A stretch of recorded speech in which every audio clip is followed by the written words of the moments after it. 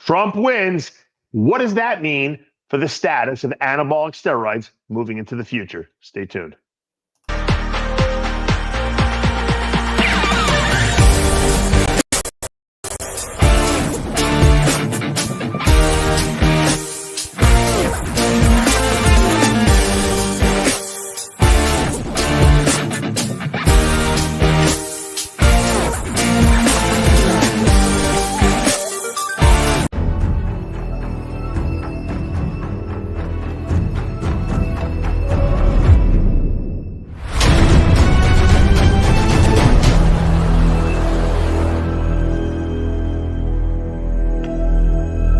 I created Species Nutrition with one mission in mind: to provide bodybuilders and serious athletes with no-nonsense supplements that work.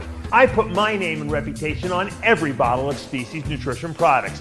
If you want to be your absolute best, join the evolution.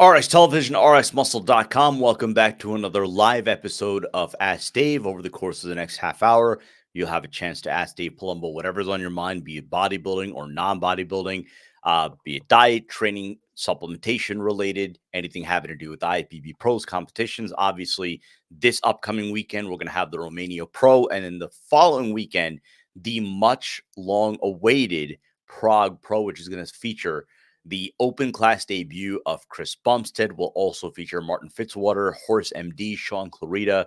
But the big matchup this weekend in Romania figures to come down to between Horse MD, Akeem Williams, and Rafael Brandao, fresh off his 8th place finish at the Olympia. Of course, Donald Trump winning last night. So one of the key questions, one that's been bandied about over the course of the last few weeks, and we'll get Dave's thoughts on it just a matter of a few minutes.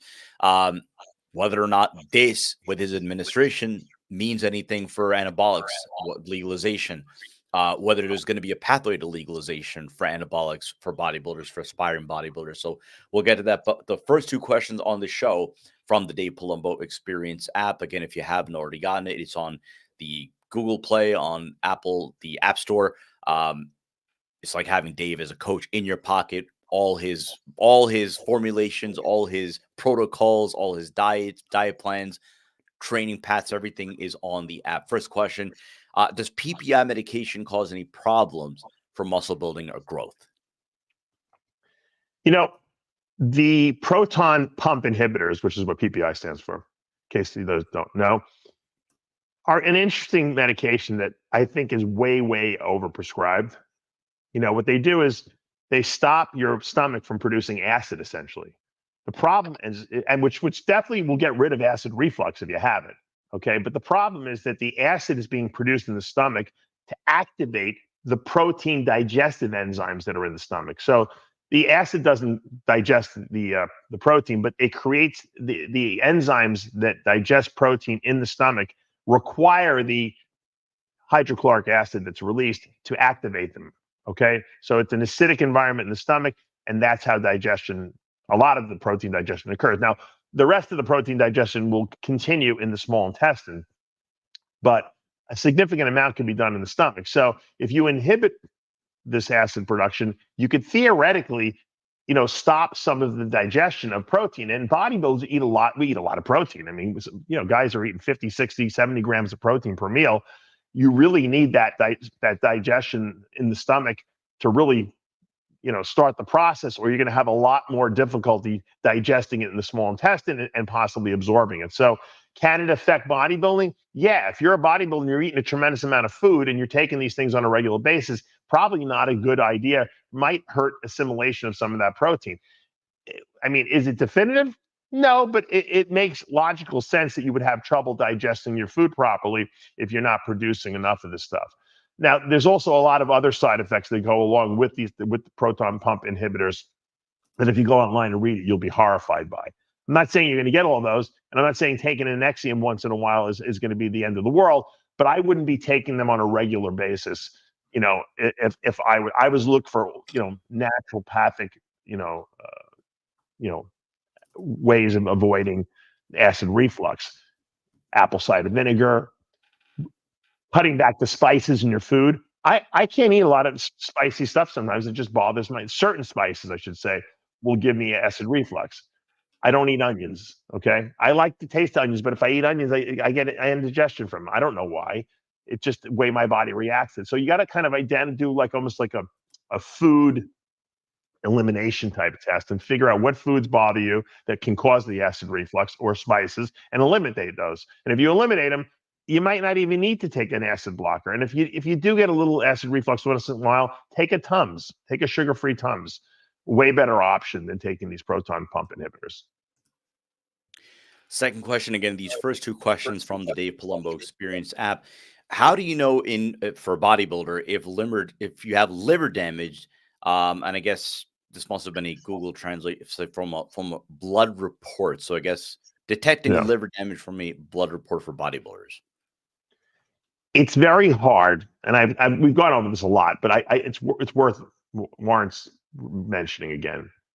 It's very hard to decipher on blood work of a bodybuilder who trains real hard if there's any liver damage. And I'll tell you why, because the enzymes that we label as liver enzymes, AST, SGOT, the alpha phosphatase, all these enzymes that are markers in the blood that usually would indicate, if they're high, that you have damage to your liver, are also enzymes that are found inside the muscle cells. So in a normal person, okay, when I say normal, people who don't, go to the gym 5 days a week and break down massive amounts of muscle, those enzyme levels are within a certain range, or normal range. They're in the bloodstream because they do trickle out of cells that get damaged, but they've created a norm for what the average person, would see in their bloodstream.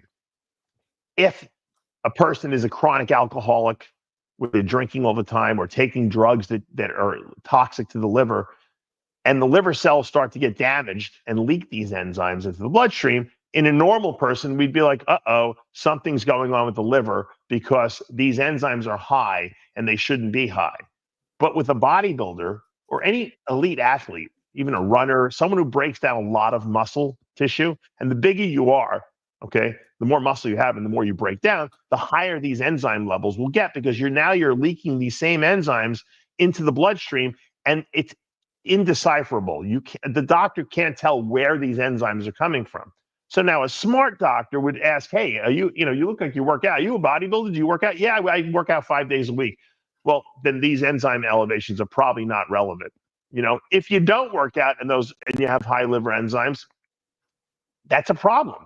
And usually what they'll do at that point is recommend an ultrasound of your liver, where they actually will, look at the architecture of the liver and see if it's being broken down, if there's inflammation, if there's fatty infiltrate, or whatever the case may be. But when you see super high, like I used to have when I was 300 pounds, I would have like 5 times the normal liver enzyme levels because I had so much muscle. Nowadays, I still have high liver enzymes. They're just not as high because I don't have as much muscle mass in my body.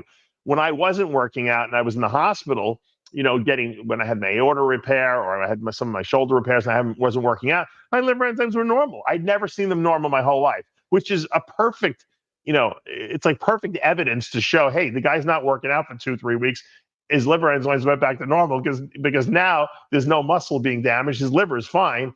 And it's a very interesting nuance, and a lot of doctors just don't have the insight to understand, and they just automatically react. I know some of these people in Canada have told me that doctors up there had make them go for liver biopsies, and I'm like, you don't need a liver biopsy. You're perfectly healthy. And sure enough, nothing was wrong with these people's liver, and they did the biopsy for nothing. And you don't want to be sticking needles into your liver if you don't need it. So I would say, you can't really tell on blood work if there's something wrong with your liver. Now, obviously, if you're walking around and you're jaundiced and your eyes are yellow and your skin is yellowish colored, that's an indication that there's something wrong with your liver. That's what happened to Greg Valentino, when he had the blockage in his gallbladder. in case you didn't know, he had his gallbladder removed. but on blood work, it's very hard to tell. If you're worried about your liver, though, you can have the doctor order an ultrasound. And by the way, these two questions, great questions from the Dave Palumbo Experience app. I answer everyone's questions in the app in an open forum. So you see everyone's questions, everyone's answers. I have all the videos I've ever done, all the writings I've ever done in one place, all my protocols, off-season, pre-contest cycles are in there. And I do a Q&A video, just like this, Ask Dave, an extra one every single week for the app members. It's a great value for $29 a month. You can download it at the Android store or the iTunes store. And we have a tremendous amount of members, and I greatly thank you guys for supporting the app, and that's why I spend so much time on it. Let's go to our questions on our Instagram, our Facebook, as well as our YouTube community page, as well as taking live questions from you right here. So if you want to get your questions in live, you can do so. Question from Syed Shah. It's a good question because we always hear this phrase, and I obviously it's open to interpretation. When you say someone has good genetics, what is good genetics and what is bad genetics? Well, I guess there's two types of good and bad genetics. Good genetics would be, first of all, structurally. I usually refer to what your structure is, how wide your clavicle is, how wide your shoulders are, how small your waist is, the hip structure. Do you have big hips, small hips? Small hips better, obviously, with flary quads. So what your genetically bone structure would be is the first thing we talk about. This guy's got great genetics. You can just see the structure is good. He might not even have a lot of muscle, but you say this guy's got a great structure. The second thing, good genetics, is how fast his metabolism is. I mean, it's how lean do you stay? Like, I have good genetics for being super lean, right? I'm always ripped. Then there's also good genetics for building muscle too. Like Kevin Levrone was a hyper responder. He took one shot of testosterone and he could put on 25 pounds of muscle in 4 weeks. So that's good genetics too. Some people have it all. Look at Ronnie Coleman. Ronnie Coleman had the ability to build muscle. He had a great structure, and he had a good metabolism. So the more gifted you are genetically, combined with a good mental mindset and work ethic, and you can't be beat. So when we talk about good genetics, there's several factors that we talk about, but structural, metabolic, and ability to build muscle would be the three main categories, I would say. Obviously, last night, Donald Trump becoming the 47th president of the United States. I guess the question now that a lot of people are going to have, which has been bandied about over the course of the last few weeks, as far as not only Donald Trump, but of course, if he won, that he would have someone like an RFK Jr. In his administration. The focus now, as far as for bodybuilders, what kind of a changes legally could we possibly see? Anabolics, I know it would seem to be a bit of a leap, but do you see any sort of path to legalization for anabolics in any way, shape, or form, which would impact in terms of usage, which would be recreationally for bodybuilders? What I find interesting is that the last 4 years, Biden was the guy who made anabolics illegal or a controlled substance back in 1990. He was one of the people who pushed that through. But he was in such a demented state the last 4 years that they didn't even know what was going on. So if you notice, the last 4 years, no one's really broke a lot of balls with anabolics. You didn't hear about a lot of busts or anything like that, or any kind of blowback on that. So that was a good thing actually for the bodybuilding world and for the performance enhancement world. And I don't see Trump going after that. In his mind, that would be a waste of time. Obviously, a lot of modalities for whatchamacallit, like psilocybin and ibogaine and all the nootropics that they're giving to PTSD patients and veterans. That Trump is all in favor of that. So you're going to see more legalization of that, I think, throughout the country. I don't know if anyone's going to ever legalize anabolics. I just don't know. I don't know why they wouldn't do it, but I think that replacement therapy is very, very acceptable now. Doctors are not as afraid to write prescriptions anymore. You have all these rejuvenation clinics like our good friends at TitanMedicalCenter.com, prescribing, hormone replacement. I think that that's going to continue to be more acceptable. More people are going to be doing it as they see the benefits of it. It's not going to be villainized as it was. And you know what? Once that happens, it becomes more acceptable. I think you'll see the acceptance of like drugs like Deca-Durabolin for anti-inflammation. People who have joint issues will be more prescribed. And then I think even in women, I think you might start seeing Anavar being more acceptably prescribed as hormone replacement, or just, you know, because right now they're giving like testosterone in small doses to women, you know, for sex drive and for just feeling good. But the truth is they have side effects. And so I think a lot of the, you know, like the anabolic, like Anavar is a much safer alternative. And I think that under the Trump administration, I think he's never going to say you can't do that and try to crack down. And I don't think he will allow, you know, first of all, you got Kennedy going after the FDA, and, you know, he's going to completely restructure that whole thing. He's in favor of hormone replacements. I don't think you're going to see any villainization of any kind of anabolic steroids while they're, you know, in office over there. And if anything, it'll become more lenient and more acceptable. And once these clinics start more prescribing it more and more to people, and no one's complaining about it, and the government's allowing it because it's being done by doctors, I think it's just going to become acceptable. And so I don't think you'll ever see the official legalization. I think what you're going to see is the more acceptable prescribing of these drugs that do exist, without people saying, "Oh my God, you're on anabolic steroids," because people don't even know. They'll say, "Oh no, I'm taking oxandrolone." They don't even know that it's an anabolic steroid. Most people have no idea. But my doctor put me on it, and I feel great, you know, as a woman. Or my doctor put me on Deca-Durabolin, all my joint pain is gone, you know. And I think that's going to become more acceptable. And because the administration won't go after it, because you have people who are very insightful on those panels, someone like an RFK Jr., I think we're going to see it become more acceptable. And I think, and that's great. It's great for our society to de-villainize these things, because they never should have been villainized. Well, let me kind of follow up on that. I mean, let's go straight away from the anabolic aspect. Again, someone like an RFK Jr., right, was very much in the presidential race. He was a presidential hopeful. You know, he saw videos that highlighted, you know, his level of fitness, his dedication and passion for fitness. Yeah. Him having a place in this administration, talk to us about, just from your perspective, you know, in terms of, look, the food supply that we have in this country. There is a serious problem with the food supply, the, for lack of a better phrase, contaminants in the food supply. You have all sorts of different, you know, health issues emanating from the food supply. Yeah. There is a severe lack of fitness, or emphasis of fitness in this country.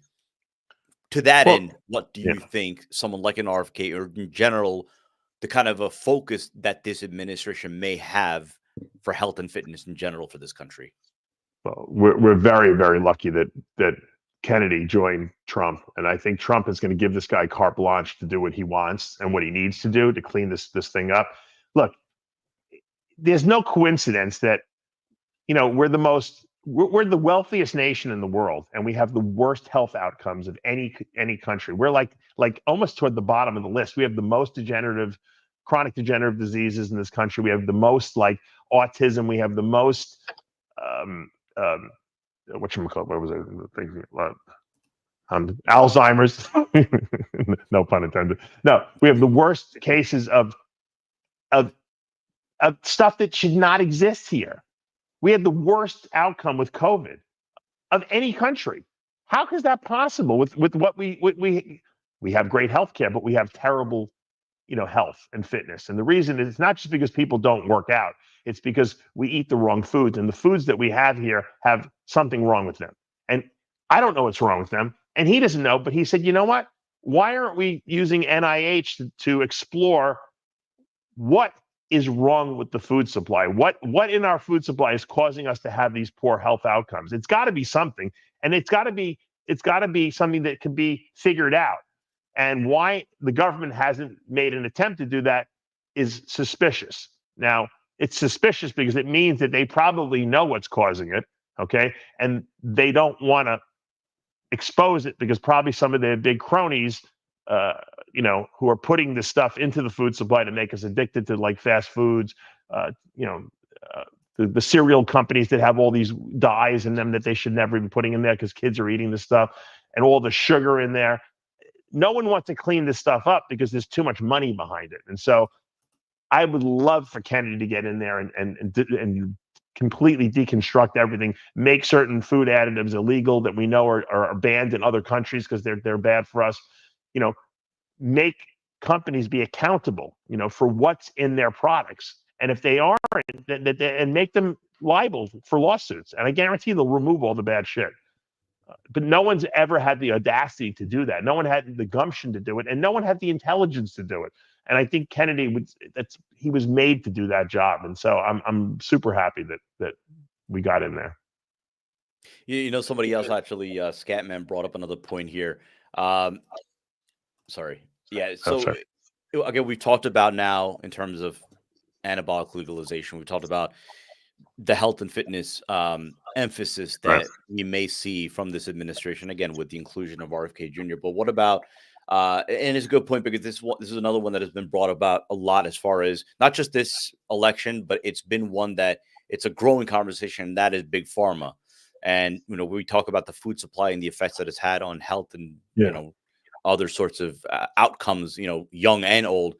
Big pharma, in his thoughts, RFK is going to investigate big pharma now that RFK has this kind of a platform. Do you think that's also going to be a point of emphasis for this administration? Again, the role that big pharma has played really in overreach now in terms of health and different types of outcomes that we have seen really, hyper accelerate over the course of the last decade. Yeah. If 85% of the advertising on legacy news stations like CNN and MSNBC are paid for 85% by big pharma. So all the drug companies that make all the drugs pay for the advertising. So do you think that these news agencies are going to badmouth these drugs or put out any reports that are anything bad about these drugs? No, of course not. And that's incompatible with information that's valid. So he's like, we're the only, New Zealand and the United States are the only country that allow advertising of drugs on TV. He's like, I'm getting rid of it. It's done. Big pharma will not be able to advertise on TV anymore. And that's the end of it. And right there, that's going to clean up a tremendous amount of stuff. Think about it. We're the only country in the world where they actually tell you on TV what to tell your doctor. Ask your doctor to prescribe this stuff for you. I should ask my doctor. How about the doctor should tell me what I should take? But so it's crazy. There's this corruption there. You cannot do that.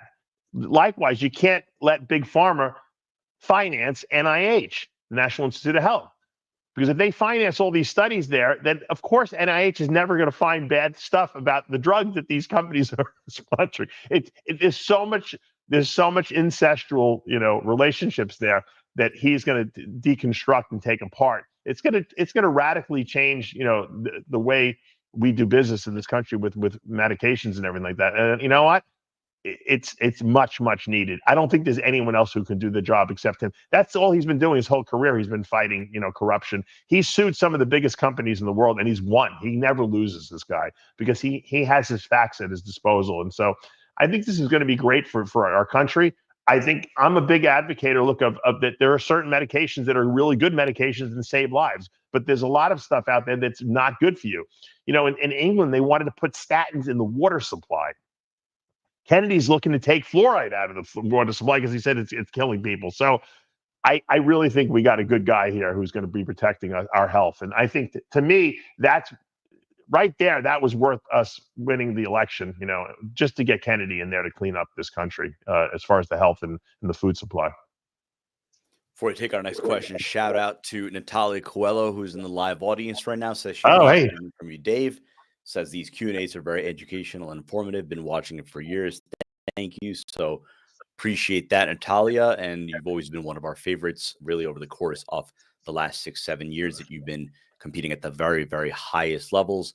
One of the top. She's the most consistent. She's the most consistent women's physique competitor I've ever seen. I've never seen her out of shape ever. It's incredible. I've seen her since she turned pro in figure at the Nationals. I was there in Miami. And I've never seen her out of shape ever at not a single contest. She's unbelievably consistent. So great to have Natalia in the audience. We go to Swit 1982. Your experiences with DHB, more mixed information rather on dosing and when to run as in bulk or pre-contest. Can you lighten us on dosages and best stacks for DHB? I don't like it. I don't like the drug. I don't think it's a good drug. I think there's so many other options. I think that people are using it because it's more available now, but I am not a fan of it. I don't like the side effects of it, and I just don't recommend it. So I'm not even going to give you a dosage protocol. I don't see it being something necessary in anyone's stack. It's interesting that drugs that really never were very popular and never really had any that were never made by an official like drug company. Drugs like Decadurabolin were, Depo testosterone, which was testosterone cypionate, Anavar.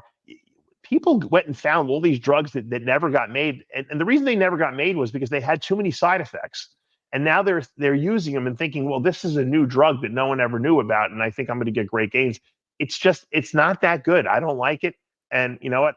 I've seen a lot of side effects with it, and I'm not going to. I don't even recommend it. So, sorry. Let's go to ERF Fitness. Been stuck at 250 pounds for a while now, trying to put on 10 pounds. What's a good meal to add in for more calories? I'm always on the go for work.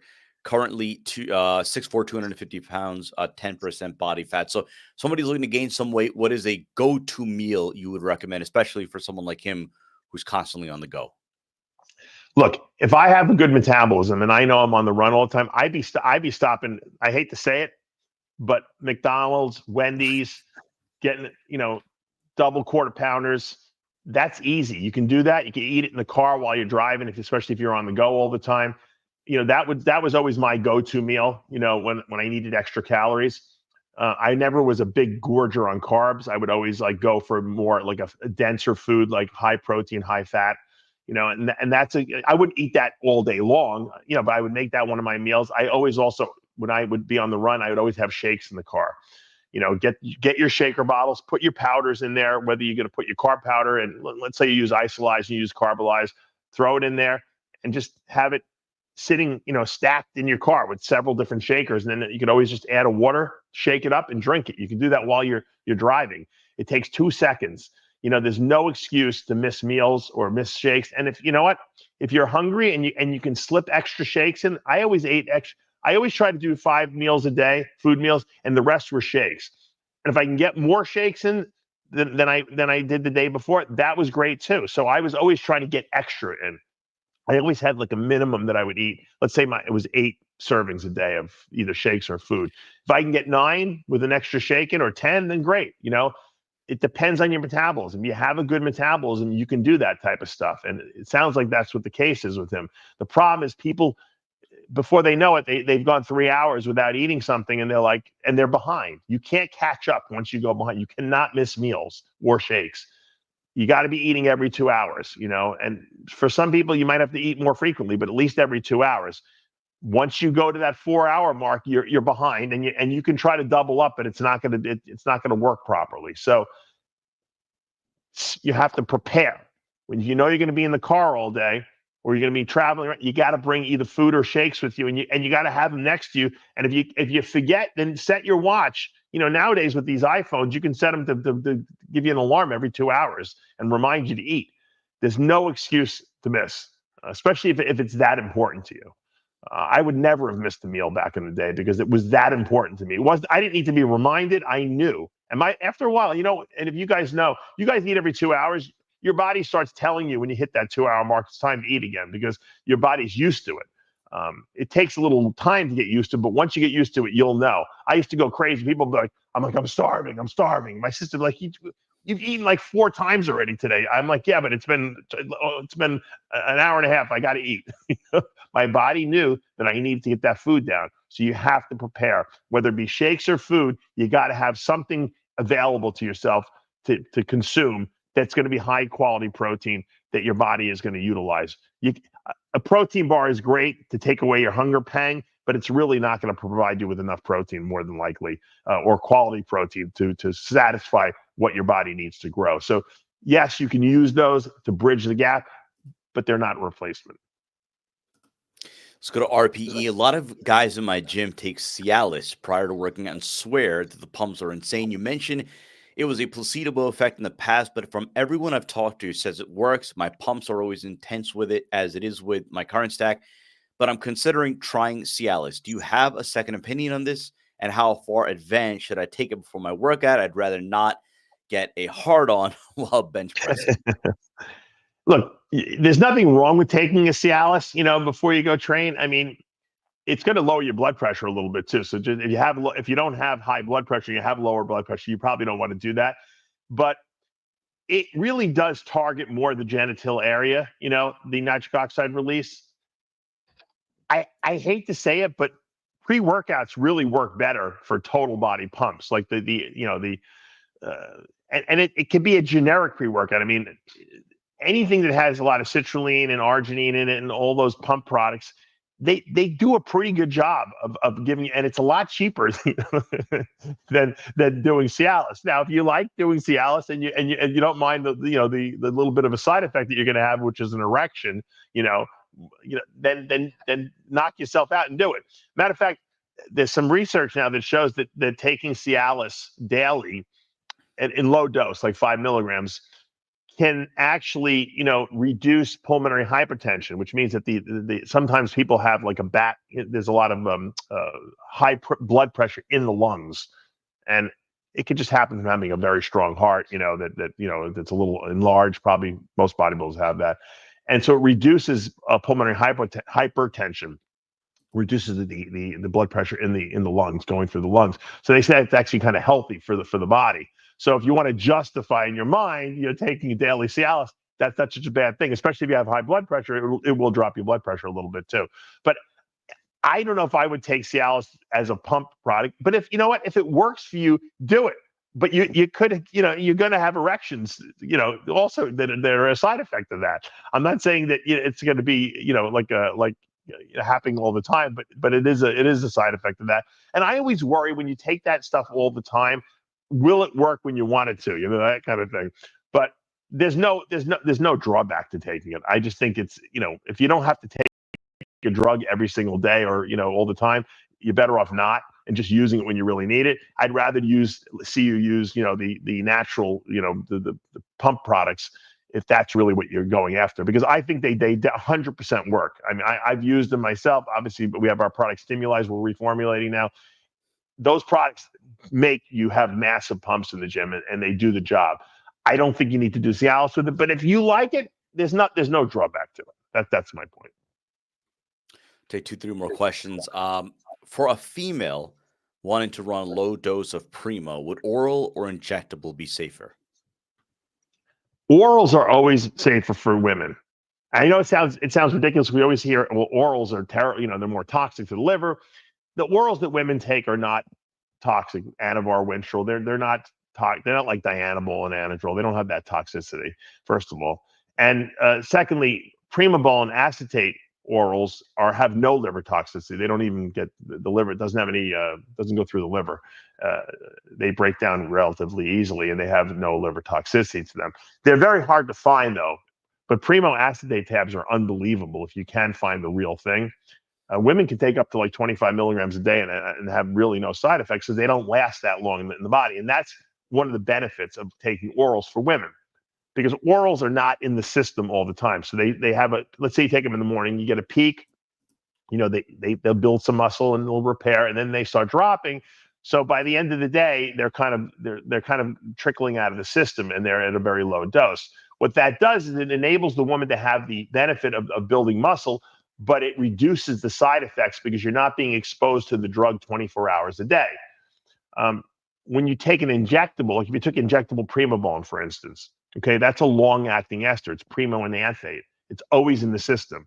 So primo and anthate is going to give you way more side effects than taking the primo acetate tabs, because you're being exposed to the drug for a longer period of time, all the time, as opposed to just getting peaks and valleys. Now, for a man, that might not be a good way to go. We want to have a consistently high level. We grow better that way. But for women, you got to remember, you're taking male drugs. You're taking masculinizing drugs. Even Anavar, which is the most mild anabolic you can take as a woman still potentially can cause side effects if you take too much of it.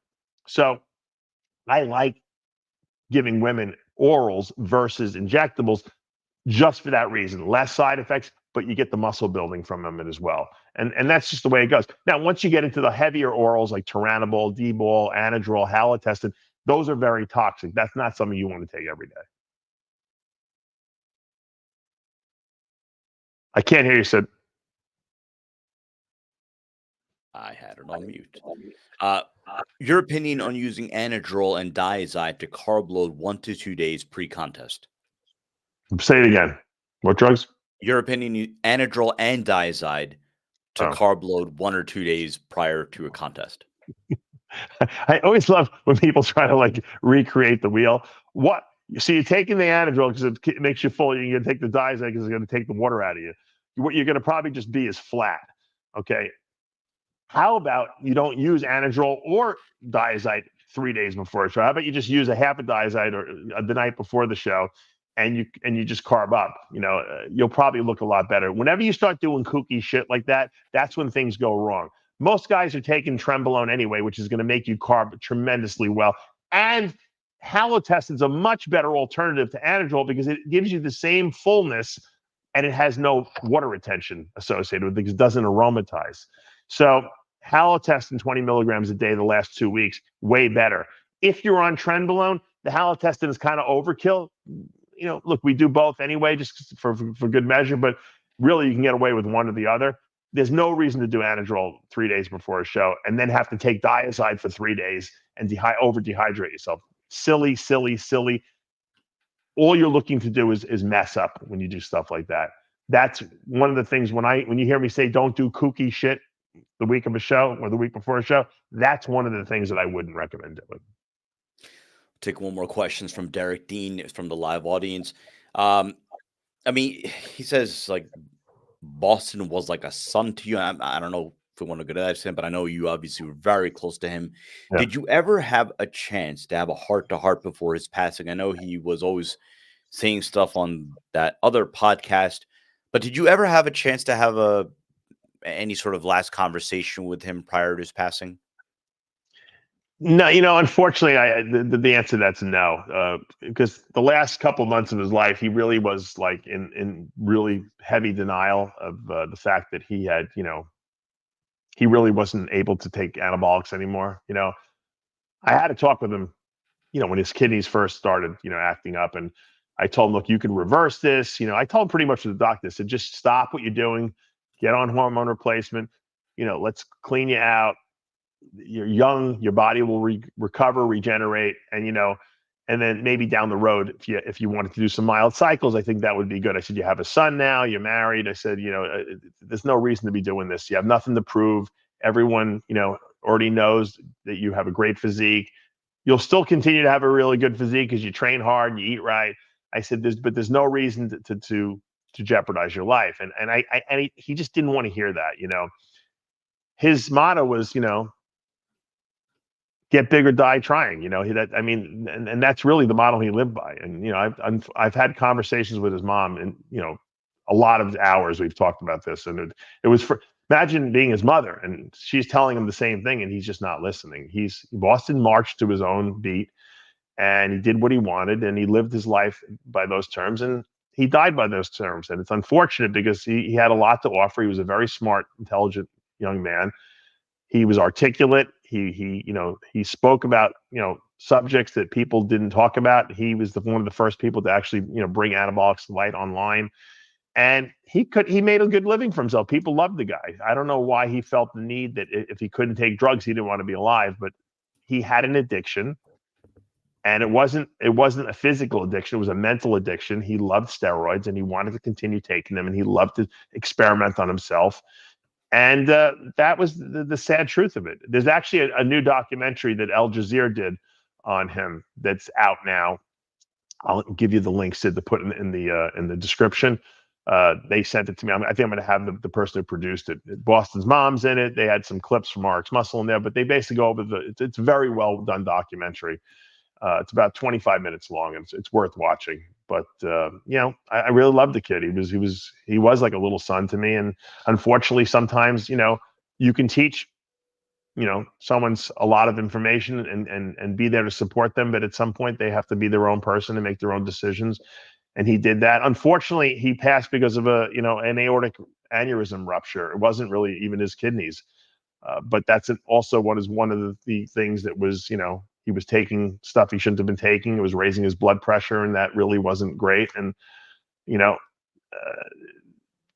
sometimes we just in life can't, stop things from happening. And I guess this was meant to be. And maybe it was a warning. Maybe people can say, hey, look, this guy could have lived a great life, a long life, and this is a message to people out there who might have thought about doing the same things he's doing.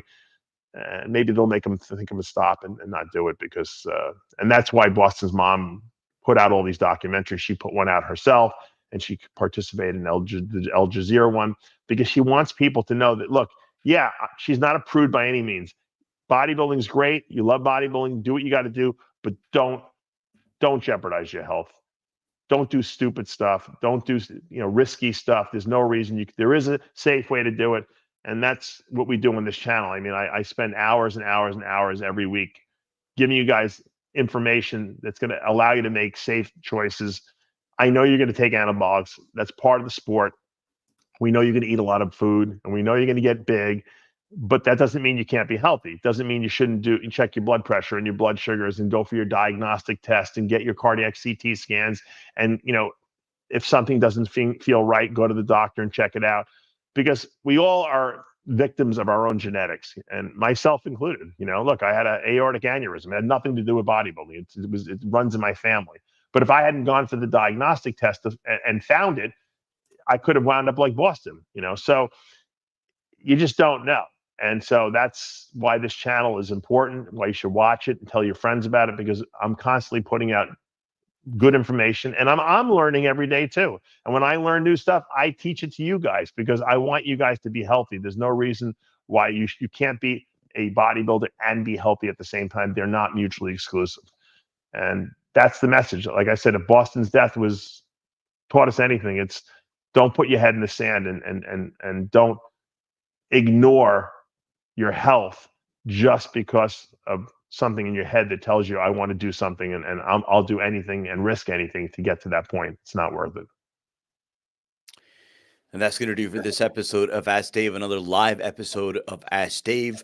It's the second or third time we've done this in the last month, and I think this is what the format that we're going to continue with. So not a hard and fast time, but expect this show to go live at around 11:30 Eastern Standard Time Wednesday. So that's going to be the plan. That's going to be the effort going forward. And then as we progress with this, we'll start to mix in some of the old school elements that we used to have with the best question or the best I hate this show or what have you. And we'll see, we'll arrange some species prizes for you as well. And we'll have some fun along the way. But again, this is going to be the plan going forward.